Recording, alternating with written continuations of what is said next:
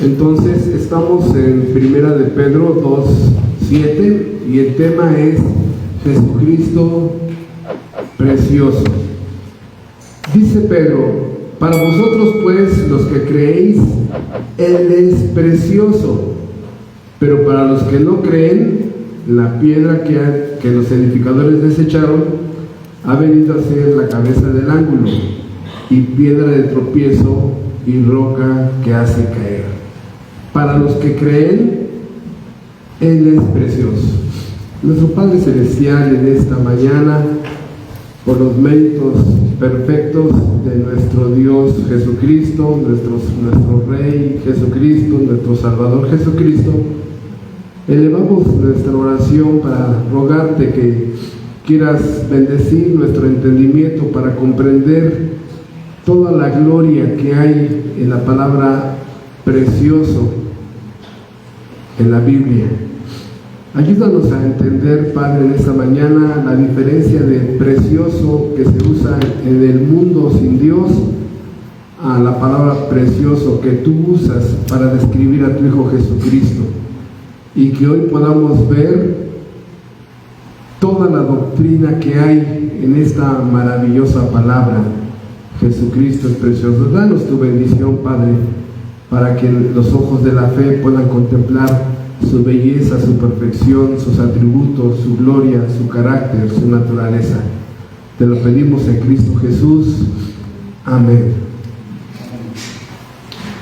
Esta palabra precioso es una palabra que encierra verdades muy sencillas, pero demasiado profundas, y en el mundo sin Cristo confusas.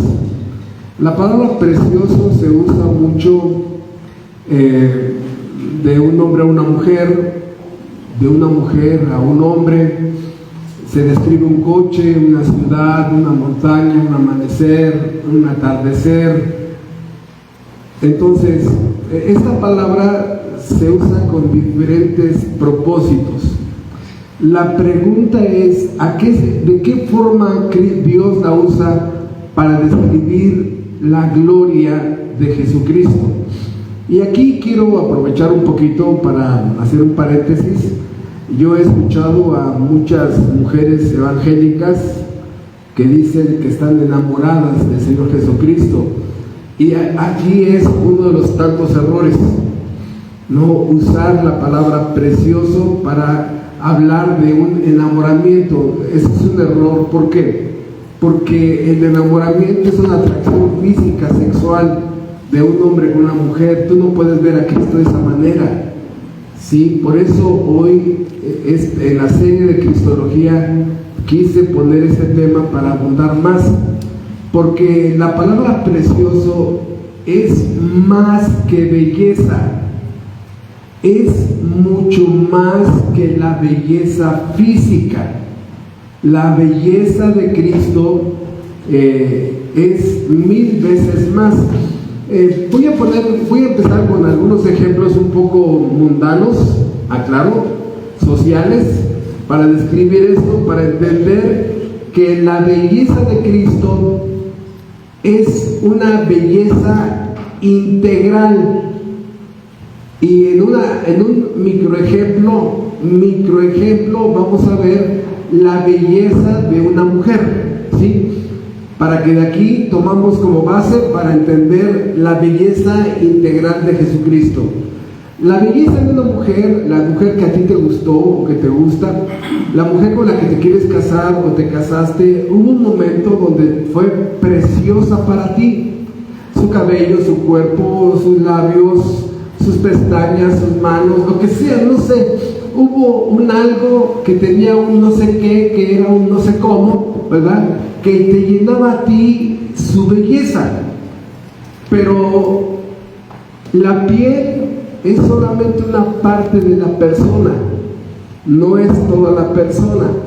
De tal manera que la belleza, cuando empiezas a conocer a esa mujer, empiezas a conocer más características de ella y empiezas a darte cuenta de sus valores, tiene grandes valores, de sus principios, de su moralidad, tiene gran moralidad, tiene temor de Dios, tiene fidelidad, algo básico y fundamental en esta época, tiene una gran dignidad, un gran honor, una gran integridad, es respetable, es prudente, es sabia, es inteligente, tiene discernimiento, y entre más la conoces te quedas así asombrado, ¿no? Y va a ser mi esposa, es mi prometida, porque estamos hablando de una belleza integral. O sea, esta belleza no se queda en la piel, va y entra en el alma, en su mente, en su corazón, en sus valores, en sus principios, en su forma de ser, de tal manera que todo esto garantiza que el día que tengan hijos será una gran madre, y que ya cuando te casas con ella te das cuenta que es una gran madre, que se cuidó muchísimo por amor al bebé desde su embarazo, que es una gran madre en su educación con sus hijos, los cuida, los protege, está dispuesta a dar su vida por ellos, es una gran esposa, le es fiel a su esposo, está cumpliendo la promesa con su esposo de serle fiel, es una gran ama de casa, ahorra, invierte, tiene discernimiento, ella no espera que llegue el esposo, ella resuelve muchas cosas en su casa, de tal manera que esto hace que la esposa sea un tesoro, es un tesoro esa mujer. Y cuando tú conoces a través del trabajo, la organización social, a mujeres que tienen una gran belleza física, pero por dentro dices, no. Y por eso es que es una belleza integral. ¿De acuerdo? Bueno, vamos a llevar este principio ahora para entender a lo que yo quiero llegar, a donde quiero llegar. La belleza integral de Jesucristo. ¿A qué me refiero? La palabra precioso tiene una raíz que nos ayuda a entender esto, y es la misma raíz que se usa para una mujer, o en este caso describir a un hombre, ¿no? Un hombre es precioso para ti porque tiene una belleza integral. Bien, ¿a qué me refiero? Que la palabra precioso viene de precio, que tiene un alto valor, sí, es de alta estima. Actualmente tiene unos años que popularmente se usa esa, ¿no? Es un nombre de alto valor, ¿no? Por diferentes circunstancias, no la forma que lo estamos manejando ahorita. Entonces, esa mujer es una mujer de alto valor. Bueno, imagínese Cristo. Ahora, el valor, ¿no? Es valioso. Valioso igual viene de valor, de alta estima. Hermanos, no es una palabra que acostumbremos a usar en nuestro lenguaje cotidiano del siglo XXI, pero es un tesoro que no cambiarías por nadie. Por nadie cambiarías ese tesoro que tienes de esposa o de esposo, no lo cambiarías por nadie, por el alto valor, ¿sí? Por la alta estima que tiene. Bien, ahora me voy a otro punto, 2 puntos. Hay muchas personas que todo lo que conocen de Cristo es la película de Mel Gibson, ¿no? La que hace como 10 años salió, a un Cristo donde está retratada su humanidad y pasa por alto su divinidad. De tal manera que esa es la versión que tú tienes de Cristo, un hombre crucificado, aparentemente derrotado, vencido, humillado aquí, pero no se menciona la resurrección y la victoria gloriosa de Jesucristo. De tal manera que lo que vamos a describir hoy en este pequeño auditorio, vamos a ver 2 reacciones. Una donde vas a decir, ¿y de qué habla este viejito? Yo no había visto a Cristo así. Porque posiblemente no has tenido un conocimiento más pleno de la característica, la enseñanza, la doctrina de Cristo. Y para los que han nacido de nuevo, en su corazón va a haber un amén. Sí es cierto, sí, Él es glorioso, sí, Él es y todo lo que vamos a decir hoy, ¿no? ¿Por qué? Porque los que han venido a la salvación por gracia, los que han sido traídos a la salvación, y dentro de ti hay un hombre nuevo, regenerado, perdonado, justificado, bueno, eso hace que tú vayas viendo cada vez más la perfección, la gloria de Cristo, y para ti te das cuenta que Cristo es más que el personaje de las películas de Mel Gibson, ¿no? Ya te das cuenta que Cristo supera el concepto mundano que tienen de Él. Por eso, esta serie de Cristología está basada en los que ya llevamos más de 20 sermones describiendo a Cristo. Esta serie está diseñada al igual que la serie de los atributos de Dios, que tardamos 2 años y medio estudiando los atributos en este púlpito, a entender la persona de Cristo, su persona, su gloria, su honra, su majestad, su realeza, etcétera, etcétera. Ahora, pregunto algo, ¿qué es más importante? O ustedes díganme, ¿qué vale más? ¿Qué pesa más? ¿La persona de Cristo o su obra? Porque generalmente en el púlpito hablamos de su obra, su sacrificio vicario, expiatorio, propiciatorio, la sangre que derramó para que el juez justificara a muchos. O sea, y hemos hablado, nada más en Romanos 3:24 le dedicamos 40 sermones a ese versículo: la propiciación, la expiación, la justificación y la redención. 40 versículos, ¿cuántos sermones son solo versículos? Hablando de la obra de Cristo, su obra sustitutiva, ¿no? Pero hay un momento donde la iglesia exalta la obra de Cristo, pero la persona de Cristo no es exaltada. De tal manera que aquí es importante entender qué es lo que tiene que ser más exaltado. Bueno, hermanos, la persona de Cristo, indudablemente. Al hablar de quién es la persona que vino a ser ejecutado en la cruz, quién es el que te perdona, quién es el Salvador, quién es nuestro sumo sacerdote, quién es el único mediador entre Dios y los hombres, y la Biblia empieza a exaltar a través de la cristología la persona de Cristo. En ese momento, de una forma simultánea, la obra de Cristo empieza a tener valor al momento de conocer la naturaleza, la gloria, la majestad de nuestro Señor Jesucristo. Por eso el apóstol Pedro dice, Él es precioso, Él es el tesoro más grande que hay en el universo.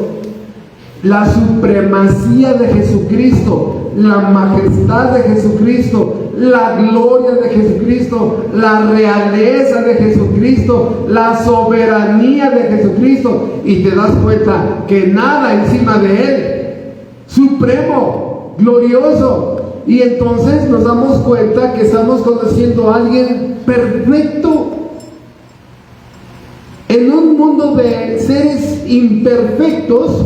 Nos damos cuenta que Él es el único perfecto, y este conocimiento termina siendo un conocimiento transformador. Hermano, ya no puedes tú seguir siendo el mismo después de conocer la divinidad, la obra, la realeza del Señor Jesucristo. Por eso, lo que vamos a hacer en este tiempo es describir un poquito, porque esto tendría que ser una subserie de cristología, un poquito de lo que es.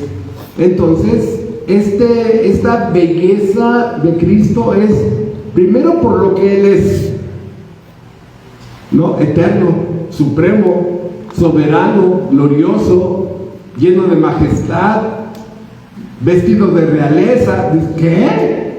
Y segundo, por lo que hizo y los beneficios que ha traído a nuestra vida. Por eso, hermanos, yo lo entiendo de un hombre a una mujer, o de una mujer a un hombre, es precioso, ¿no? Pero no, aquí supera esto.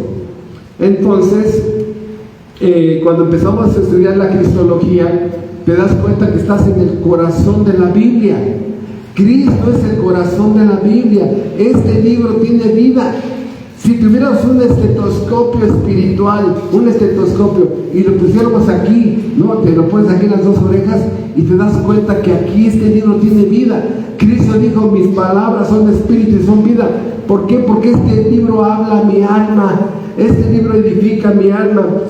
Y aquí empezamos a estudiar este libro y nos damos cuenta que los dos testamentos están unidos por Cristo. El Antiguo Testamento apunta hacia Jesucristo y el Nuevo Testamento voltea y ve las profecías del Antiguo Testamento cumplidas al inicio del Nuevo Testamento. Cristo une los dos testamentos. El personaje principal de toda la Biblia es Jesucristo.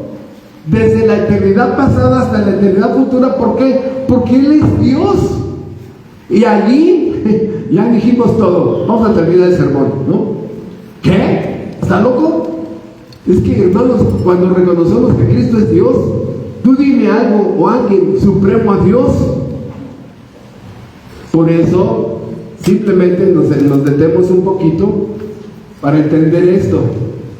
Lo infinito que es estudiar la persona de Jesucristo. Repito, si tú y yo nada más tenemos la información de las películas de la cruz de Cristo, no tienes nada. Hermanos, Cristo es el cielo. Él es el cielo. Tú dime qué hacemos en el cielo si Él no está allí, ¿no? Él es la salvación. Sin Él no hay salvación. Él es la vida eterna. ¿De qué sirve la vida eterna si no está Dios, si no está Cristo? Él es la gloria. Él es nuestra esperanza. Y apenas estamos calentando motores, no he empezado, ¿no?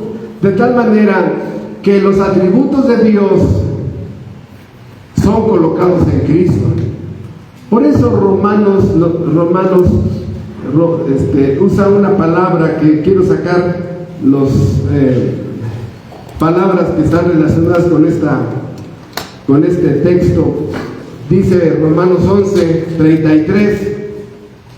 Romanos 11:33, oh profundidad de las riquezas, de la sabiduría y de la ciencia de Dios, cuán insondables son sus juicios, cuán insondables son sus juicios e inescrutables sus caminos.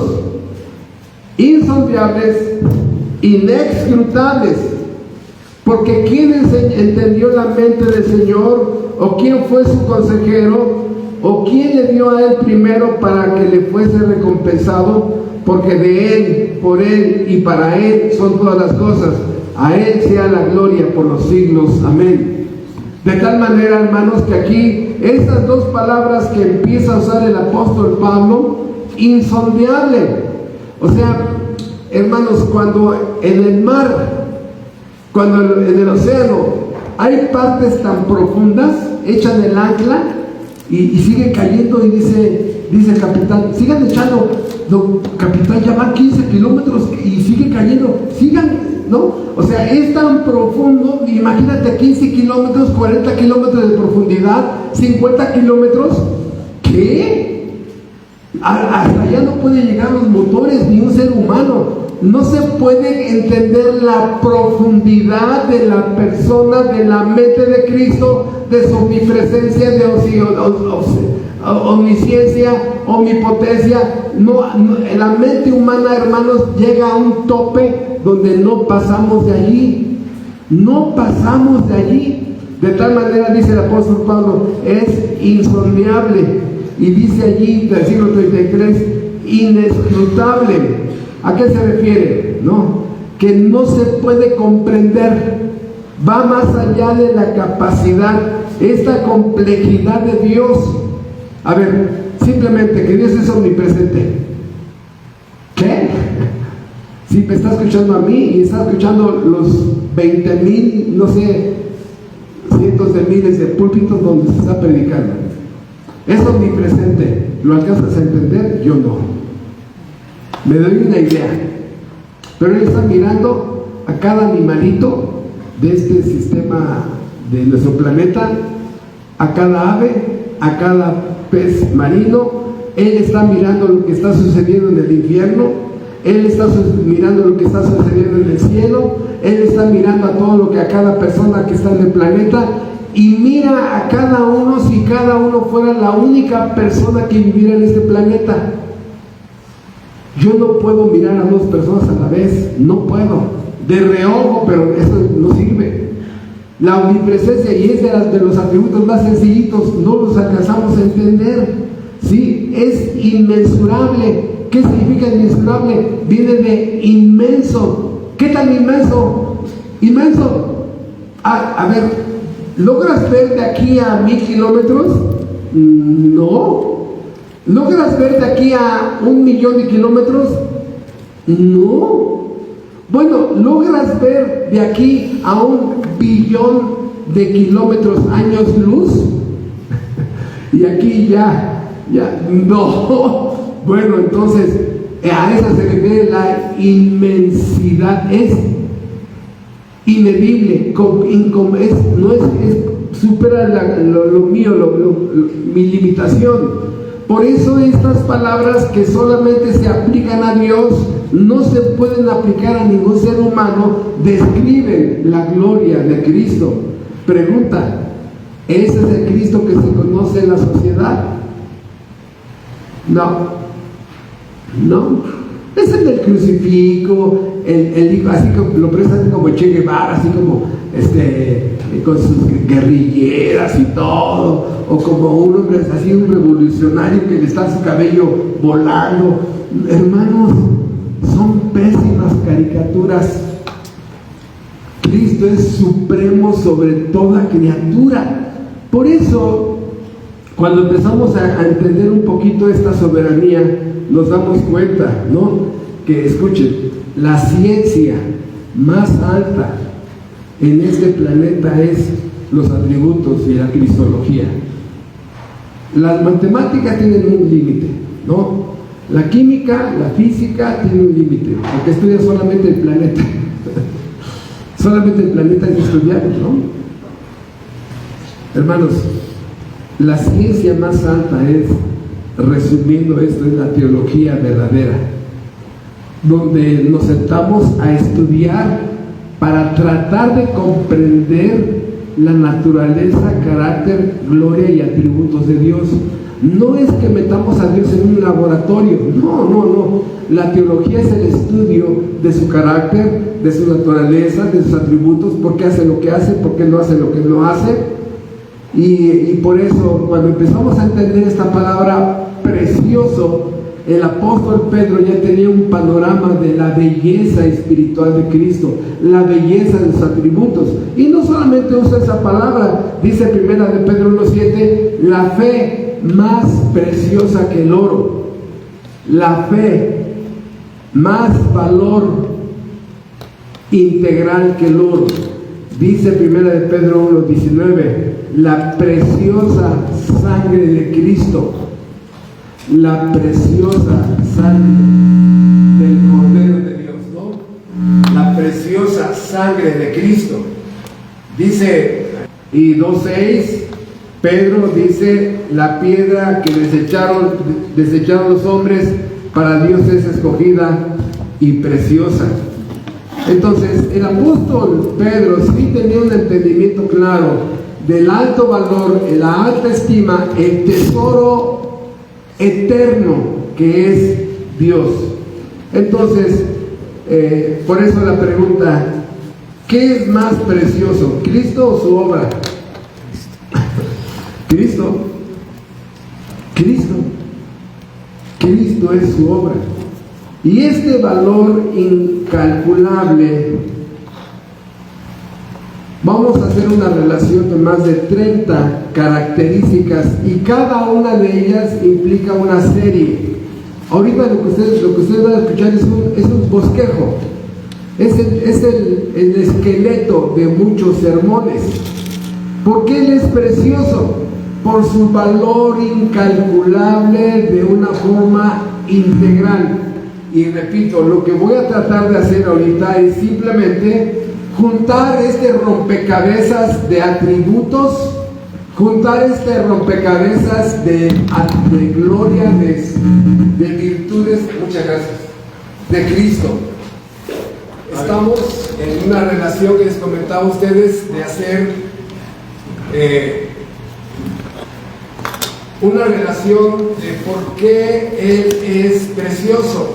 Y lo que voy a hacer ahorita es simplemente tratar de meterme en la mente de Pedro para entender por qué él veía a Cristo precioso. Y después de entender lo que vamos a leer, nos vamos a unir todos en el mismo coro de entender que Él es precioso. Sí, número uno, ¿por qué Él es precioso? Número uno, porque Él es Dios. Así lo dicen muchos textos. Él es mi Dios. ¿Por qué Él es precioso? Porque Él es el Salvador. Y aparte es mi Salvador. ¿Por qué es precioso? Porque Él es el sumo sacerdote. No solamente es el sumo sacerdote, sino es mi sumo sacerdote. ¿Por qué es precioso? Porque Él es mi redentor. Él me rescató de la vida puerca que llevaba y me sacó y me dio la libertad en Dios para hacer lo que ya tengo que hacer. Él es precioso porque Él me justificó. Más de 40 sermones para entender la gloria de la justificación. Cómo el Padre aceptó el sacrificio de Cristo. El juez acepta que un inocente le paga la justicia lo que yo culpable le debía. Y Él, al ser ejecutado por la justicia, me acredita, me transfiere lo que Él hizo. Y por eso es que el creyente perdonado va a la gloria. Por su cara de angelito, no, hermano. Va porque alguien ya le pagó la justicia. Él es mi justificación. ¿Por qué? Porque es precioso. Porque Él ocupó mi lugar. Ese lugar yo lo merecía. Porque Él es precioso. Porque Él me compró. Hemos dicho varias veces que yo soy de Cristo 2 veces. Yo soy de Dios 2 veces. Primero porque Él tiene la factura. Porque Él me hizo a mí. Él es mi creador. Y en segundo lugar, soy de Cristo 2 veces. ¿Por qué? Porque Él me compró en la cruz. Soy 2 veces de Él. De tal manera que yo lo amo, yo lo honro y es precioso porque Él resucitó. Venció al poder del pecado, venció a los demonios, venció a la muerte. La muerte no lo pudo retener en la tumba. Él resucitó. Sí, ¿por qué lo amo? Porque es precioso. Porque Él me amó. Él me amó. O sea, pero es un amor que no se puede medir. No se puede medir lo ancho del amor, lo angosto, la altura, ni la profundidad de ese amor. El amor de muchas personas sí se puede medir. Porque si ya no te dan, no te dan dinero, no te dan comodidad, así como que ya no me amas, ¿no? Hermanos, el amor de Dios, de Cristo, no se puede medir, ni la altura, ni la anchura, ni la profundidad. Él me amó con eso. ¿Por qué es precioso para mí? Porque Él me regeneró, Él me hizo nuevo. ¿Por qué Él es precioso para mí? Porque Él olvidó, Él decidió no recordar todo mi asqueroso pasado. ¿Por qué es precioso? Porque Él me dio un corazón nuevo, una vida nueva, un arrepentimiento nuevo, me dio una fe nueva. O sea, hermanos, Él me hizo nuevo. ¿Cómo no amarlo cuando tiene la capacidad de hacer una nueva creación? ¿Por qué lo amo y es precioso? Porque Él me dará un cuerpo glorificado después de la muerte. Este cuerpo que ya está encandeciendo, ¿no? Me dará un cuerpo que permanecerá joven para siempre. Para siempre, de tal manera que Él es precioso. Su belleza es integral. Me va a dar un cuerpo que nunca pecará, que nunca envejecerá, que nunca tendrá tentaciones. Un cuerpo que está capacitado para vivir eternamente con Él. Porque Él es precioso. Porque Él me dio una nueva ciudadanía. Las ciudadanías se obtienen de 2 formas. Número 1, nacer en un país. Si tú naces en tal país, eres ciudadano de ese país. Todos somos ciudadanos de este mundo, somos terrenales porque nacimos en este mundo. Bueno, la Biblia enseña que los que nacen de arriba, los que son de arriba, que nacieron del cielo, que es Dios el que vino a regenerarnos. Tenemos una ciudadanía en el cielo, lo que habíamos la semana pasada, una nueva creación, nuevos cielos, nueva tierra, una nueva patria, una nueva ciudad, dice la ciudad que construye Dios, y de allá soy. Tengo una nueva ciudadanía. Nadie va a impedirme entrar ahí porque soy ciudadano de ese lugar, porque ese lugar también lo compró Cristo para mí. Entonces, no solamente eso, sino porque Él fue mi expiación. Él fue ejecutado por mí en la expiación. Él fue propicio. Y hemos dicho que la palabra propiciación es algo que detiene la ira de Dios. Y esa era la propiciación que se realizaba en el tabernáculo. O sea, en el tabernáculo se hacía un sacrificio, y ese corderito detenía el castigo que iba sobre la persona. En ese cordero caía la ira de Dios, la justicia, y en ese sentido la Biblia enseña que Él es mi propiciación. ¿Cómo no amar a alguien que ha hecho todo eso por mí? ¿Cómo no verlo hermoso? ¿Cómo no? Por eso vemos que también Él es mi Azazel.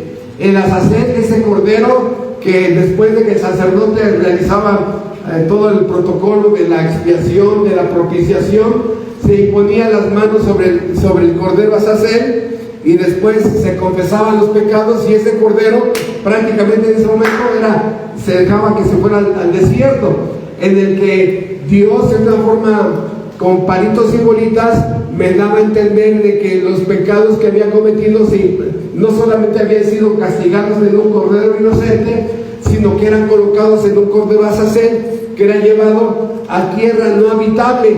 Nadie ya iba a hablar de mis pecados, nadie, porque este Azazel era llevado, repito, a tierra desierta. Dios no puede olvidar porque es omnipresente, omnisciente, pero Dios ha decidido no recordar, y eso enseña a Azazel. Entonces Dios no recordará todo mi expediente negro. Por eso, ¿cómo no honrarlo y ver lo que Él es precioso? Si Él es mi rey, Él es mi rey, Él me manda, Él legisló leyes, Él ejecuta su voluntad. Él me recibió en su reino, soy ciudadano de su reino, vivo bajo su ley, bajo sus mandamientos, bajo sus preceptos, bajo sus normas, ¿verdad? Y el creyente se cuadra con Él. Él es mi rey. De tal manera, hermanos, que seguimos abundando y abundando, y cómo no decir que Él es precioso, ¿verdad? Pero no solamente eso, sino Él es también profeta. Él es mi profeta, Él es mi maestro, y las cosas más profundas que un ser humano necesita conocer de la vida, Él tiene la enseñanza. ¿Qué es la vida? ¿Para qué sirve? ¿Cómo usarla? ¿Qué es el matrimonio? ¿Qué es la muerte? ¿Qué es el cielo? ¿Qué es el infierno? ¿Qué es el matrimonio? ¿Qué es el hogar? ¿Qué es la familia? ¿Qué es la maternidad? ¿Qué es la paternidad? Hermano, este es el libro perfecto donde me enseña todo eso a mí. Él es mi profeta, Él es mi maestro, Él es mi instructor. Yo vengo a este libro y me enseña todo lo que mi alma necesita. Él es el único mediador entre Dios y los hombres. Él es el mediador para mí. Él intercede ante el Padre por mí. Él es el que hizo la mediación entre el Padre, el juez y yo. Y dice Isaías, Él es admirable. Nadie como Él puede ser admirado, hermanos. Nadie. Él es mi consejero. Así dice Isaías capítulo 9.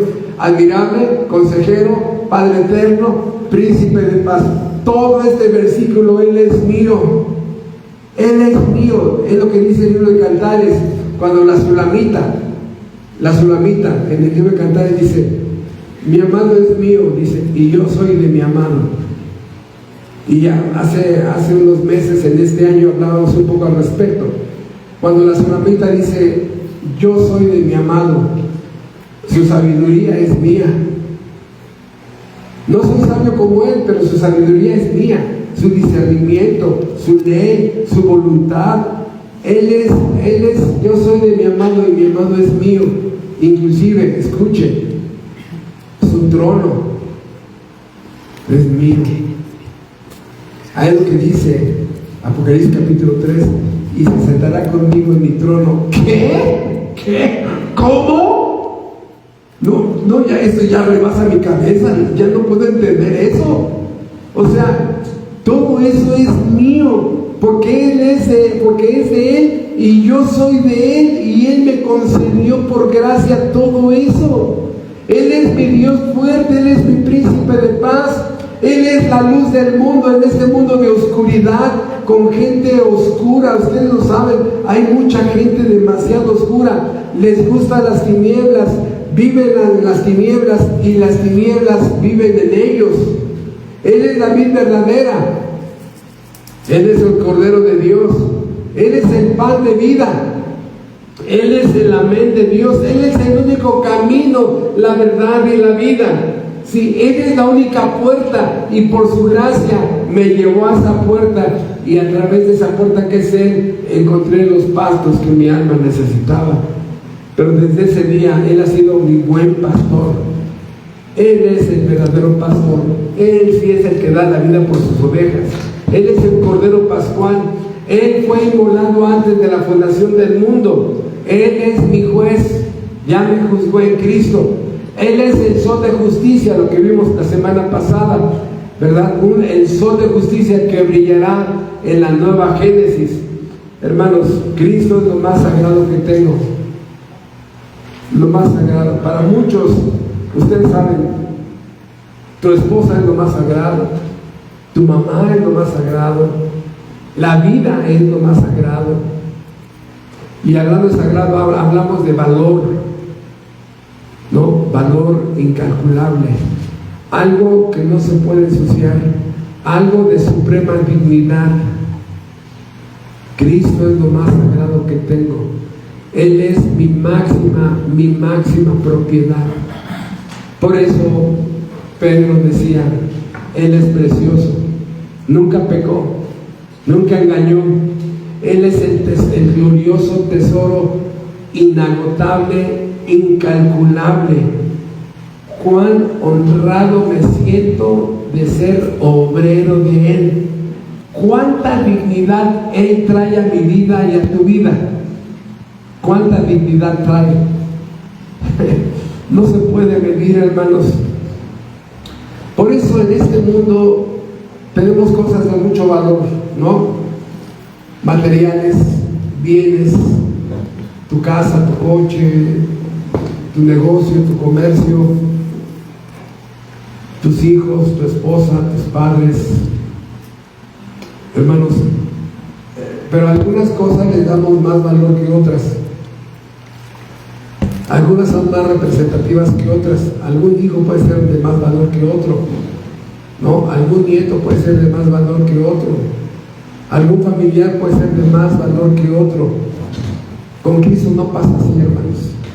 Él es de un valor insuperable, incalculable.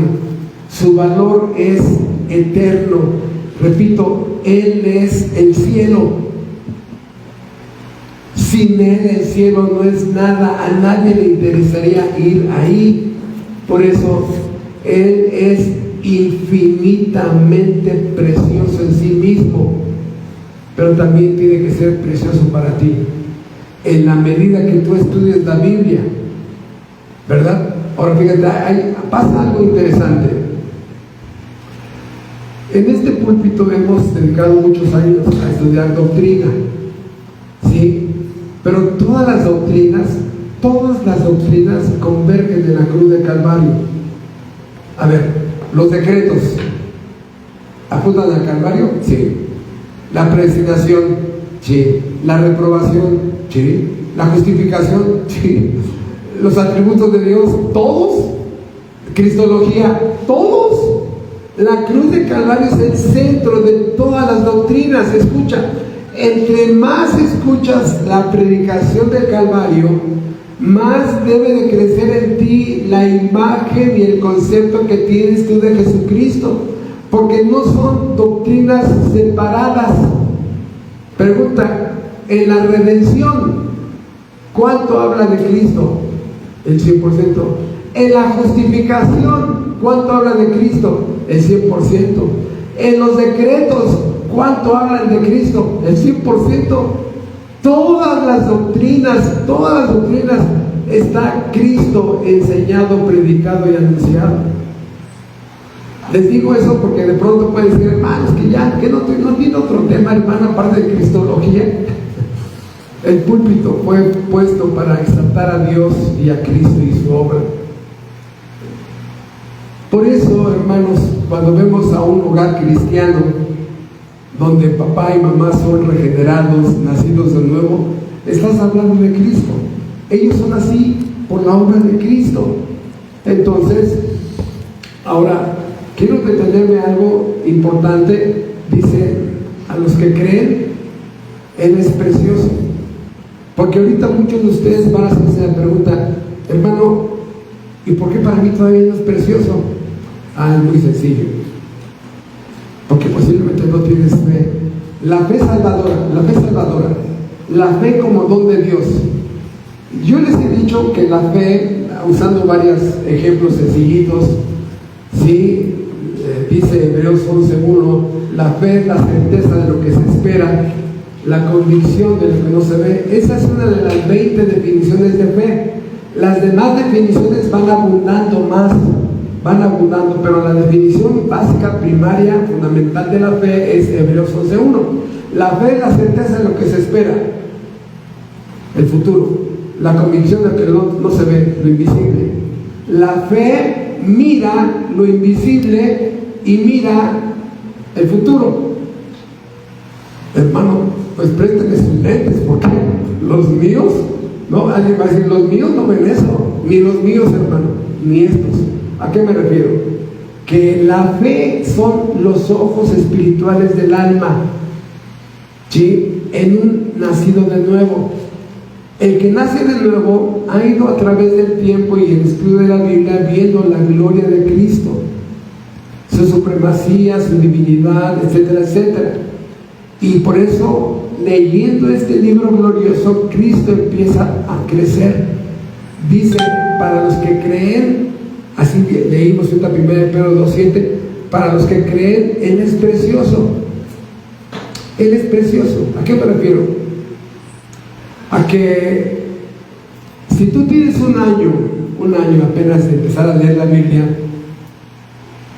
qué bueno que Cristo es tu Salvador. Ya entendiste el Evangelio, ya viste que Cristo murió por ti, ya viste que Cristo es Dios. A los 2 años lo vas a ver como juez. Posiblemente a los 3 años vas a entender que Él es tu Salvador, que Él es soberano. Y así como va creciendo, ¿no? La fe va viendo la gloria de los atributos de Jesucristo. La cristología empieza a crecer en ti de tal manera que entre más lees la Biblia, Cristo es más claro en ti. ¿Por qué?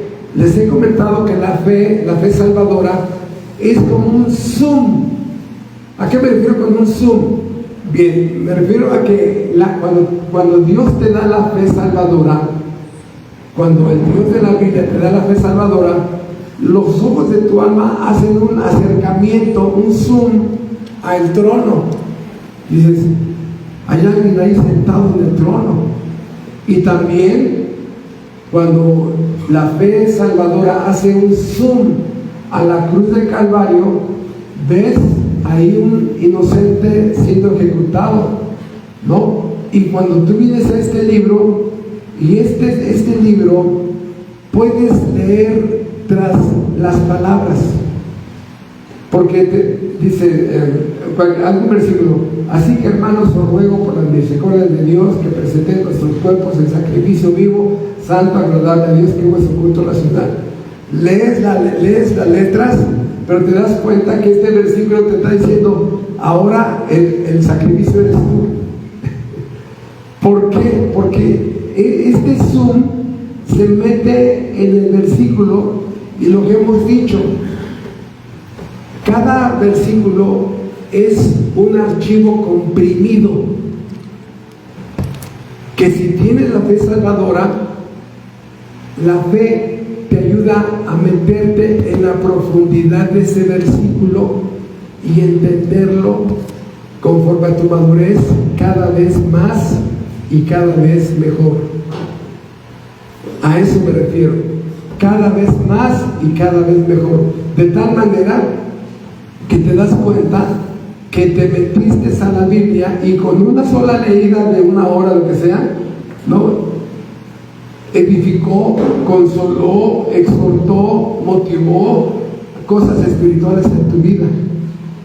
Por eso es importante que entendamos que para muchos de ustedes cada vez es Cristo más precioso si y solo si tiene la fe salvadora.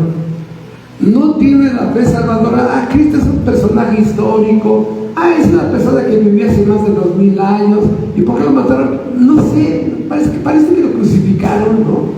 Es hasta ahí donde llega, porque posiblemente la fe salvadora no te ha sido entregada por el Dios verdadero. Por eso, para vosotros, 1 Pedro 2:7, para vosotros pues los que creéis, ahí está la fe, Él es precioso. La fe verdadera es la que sí valora a Cristo, lo comprende, lo conoce, y para esa persona Cristo es hermoso, precioso, ¿sí? La fe verdadera nos da una visión más clara de la persona de Cristo y su obra, una visión más clara.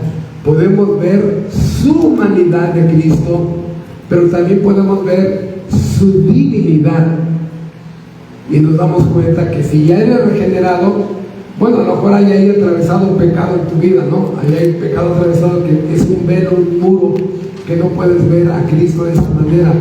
Porque algunos dirán, hermano, es que yo quiero ver a Cristo de esa manera, yo sí soy regenerado, yo sí tengo evidencias de haber nacido de nuevo, pero no he visto a Cristo como lo están predicando. Bueno, posiblemente tienes pecado de omisión o pecado de acción que está atravesando, ¿no? Ahora, para dirigirme a un tercer punto, ¿cómo podemos saber si Cristo es precioso para ti y para mí? Ay, hermano, no, hermano, para mí Cristo es precioso desde chiquitito, así desde chiquito Cristo es bien precioso para mí.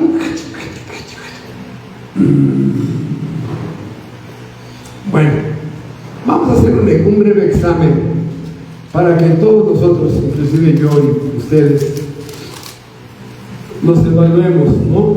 Mi esposa, mis hijos, nos evaluemos si Cristo es precioso para mí y para ti. Y son 11 preguntas que nos van a ayudar para ubicarnos y entender si Cristo es precioso. Número 1, ¿sí? ¿Tengo un profundo deseo de obedecerlo? Gracias. ¿Tengo un profundo deseo de obedecerlo?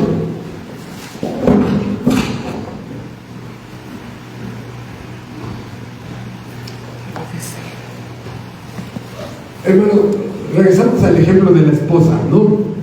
Tienes una esposa, una gran esposa, una gran madre, una gran ama de casa, una gran compañera, una mujer virtuosa, una mujer preciosa en el sentido integral de la palabra.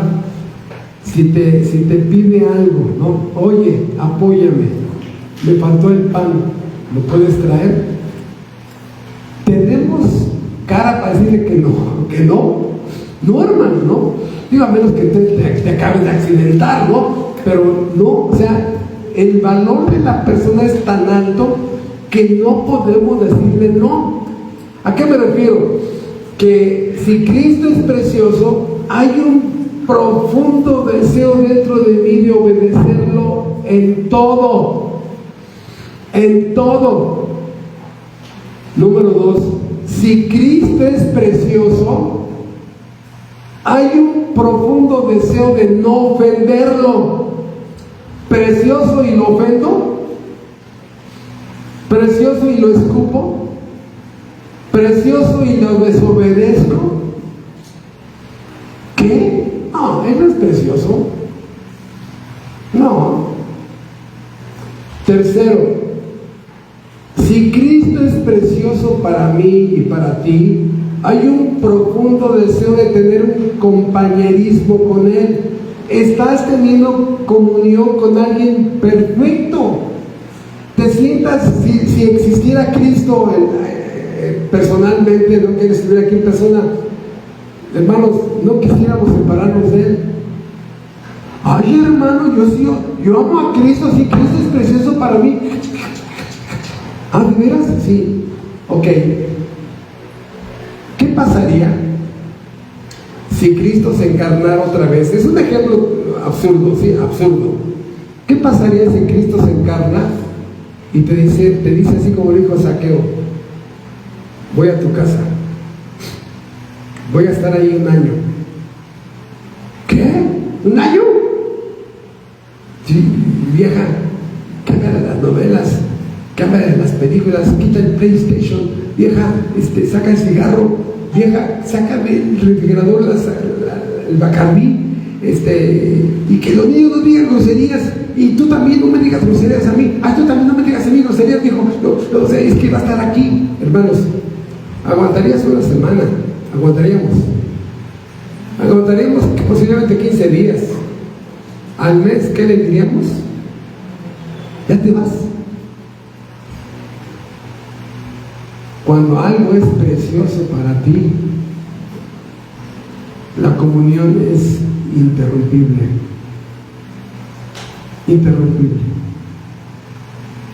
Todo esto, hermanos, en la Biblia se le llama el primer amor. Sí, el primer amor. 3 características, lo hemos dicho en el pasado, 3 características tiene el primer amor. Sí, así lo dice Cristo a la iglesia de Éfeso, en la primera iglesia del Apocalipsis. Dice: has perdido tu primer amor. ¿A qué me refiero? El primer amor, número 1, siempre hablabas de ella, siempre. 2, siempre pensabas en ella. Y 3, siempre querías estar con ella.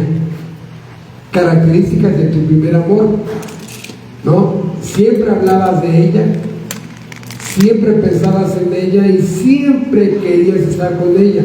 El primer amor con Cristo es: siempre hablas de Él en tu casa.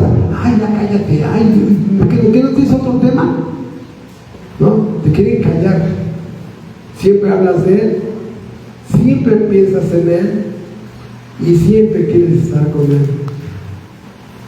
Por eso estamos ahorita en el tercer punto. Él es precioso porque hay un profundo deseo de tener compañerismo y comunión con Él. En cuarto lugar, Cristo es precioso. ¿Por qué? Porque yo mismo pongo prioridades en mi vida para servirlo. Como pastor de la iglesia, pocas personas en los 30 años que vamos a cumplir el próximo domingo, 30 años de existir como iglesia, pocas personas, las cuento con la mano, me han dicho: hermano, cuente conmigo con 2 horas a la semana, o 3 horas a la semana, o 4 horas a la semana. Sí, yo puedo servir en algo, ¿no? O ser útil a alguien, o algo. Cuente conmigo. Cuando tienes prioridades y Él es tu prioridad. Yo puedo dar estudios, hermano, me dicen. Yo puedo ir a visitar a personas, hermano. Yo puedo ir a hacer arreglos al lugar de reunión, hermano. Yo puedo hacer tal cosa y tal cosa. Y no te pones al servicio del pastor. No. Estamos sirviendo juntamente a nuestro Dios Jesucristo. Todo lo hacemos para su obra. Da la apariencia de que sirven al pastor. No, hermanos, no es mi obra, es la obra de Cristo. Por eso el cuarto punto: si Él es precioso, hay un plan para servirlo. En quinto lugar, si Él es precioso, hay una adoración que surge de una forma natural hacia Él.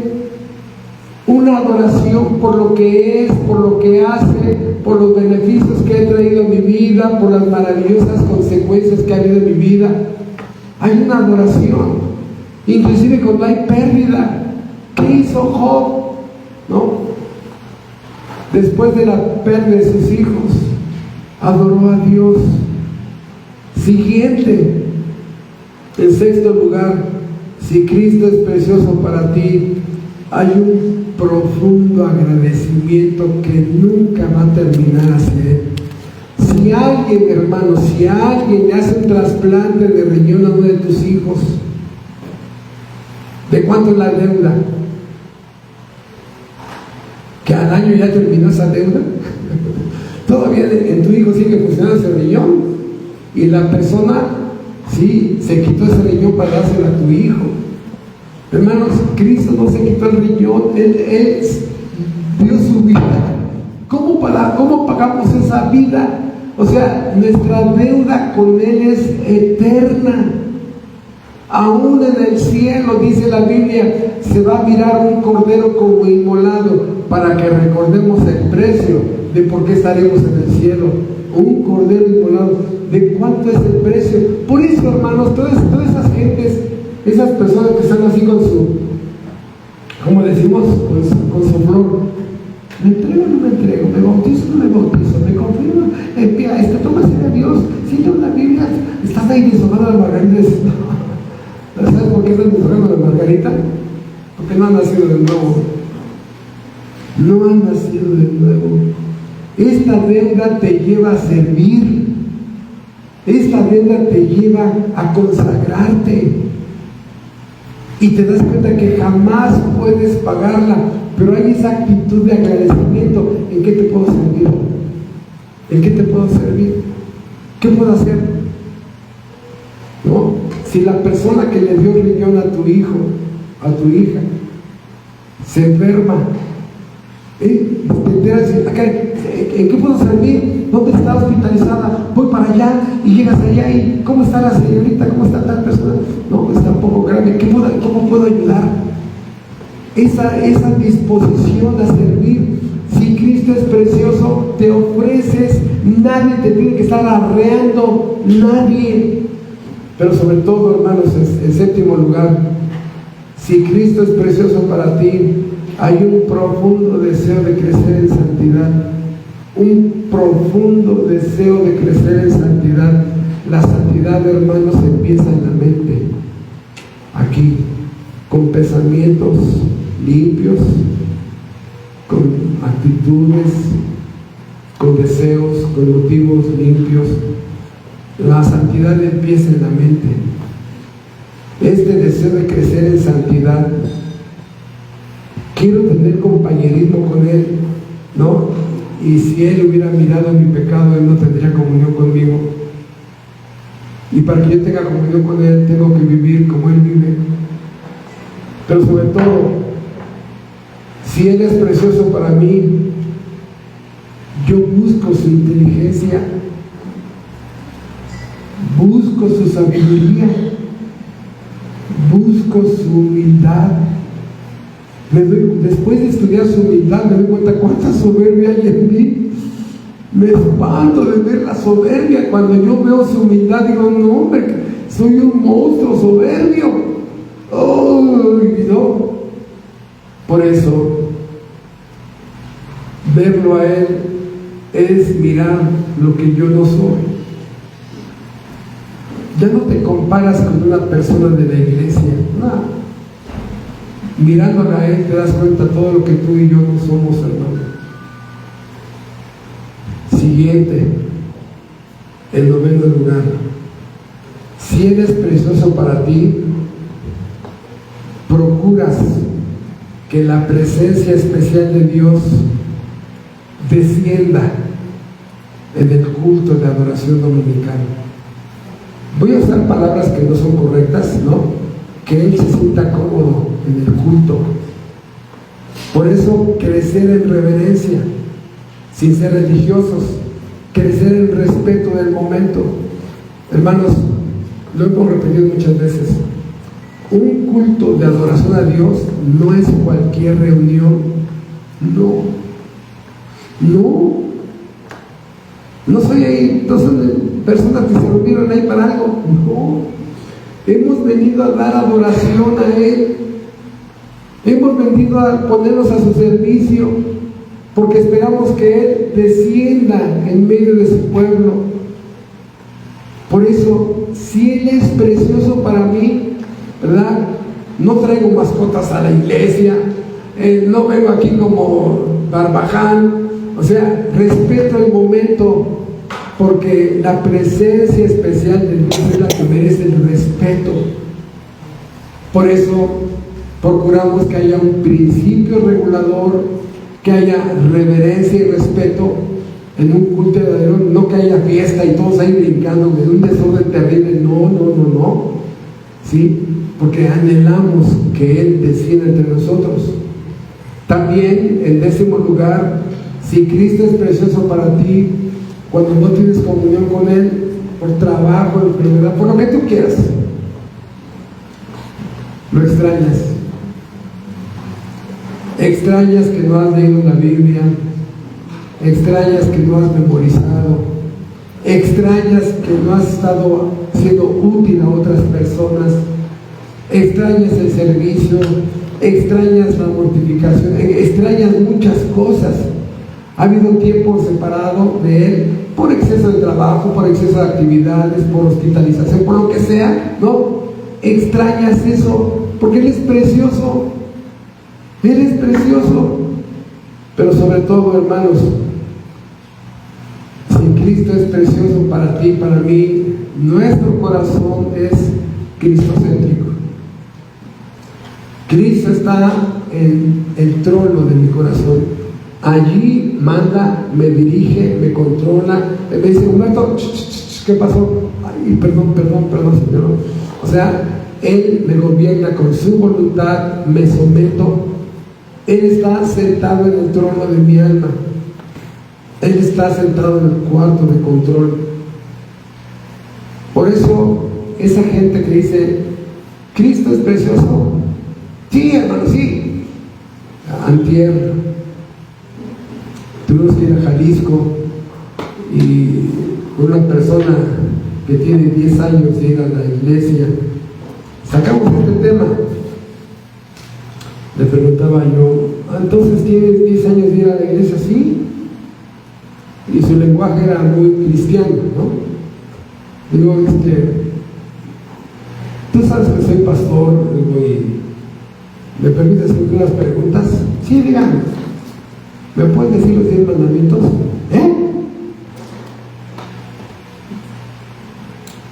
¿Me puedes decir 5 versículos de que Cristo es Dios?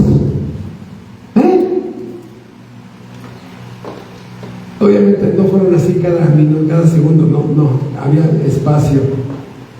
¿Me puedes decir qué libro está antes de Santiago? ¿Me puedes decir qué libro está antes de Esther?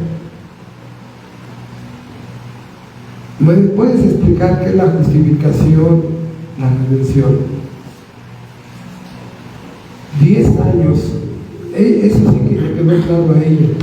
10 años en que no conocía nada de Jesucristo. Es terrible, hermanos. ¿Por qué? Porque me despido con esto. Juan 17:3. Porque aquí está el valor de la cristología. Juan 17:3.